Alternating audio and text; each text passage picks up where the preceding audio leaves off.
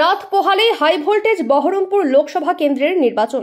17,83,078 জন 15 জন প্রার্থীর ভাগ্য নির্বাচন করবেন। এরই মধ্যে পুরুষ ভোটারের সংখ্যা 9,06,760 জন, মহিলা ভোটারের সংখ্যা 8,76,275 জন।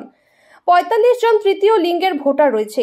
বহরমপুর লোকসভা কেন্দ্রে মোট বুথের সংখ্যা 1,870টি।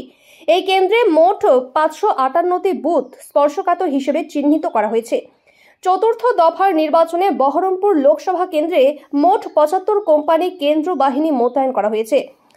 রবিবার সকাল থেকেই বহরমপুর স্টেডিয়াম মাঠে খোলা হয়েছে ডিসিআরসি কেন্দ্র। সেখান থেকেই ভোটকর্মীরা নিজেদের ভোট গ্রহণ কেন্দ্রের দিকে রওনা দিচ্ছেন।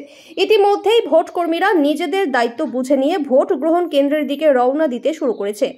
মোট বুথ কর্মীর সংখ্যা 9,395 জন। অবাধ এবং শান্তিপূর্ণ ভোট করতে বদ্ধপরিকর কেন্দ্রীয় নির্বাচন কমিশন।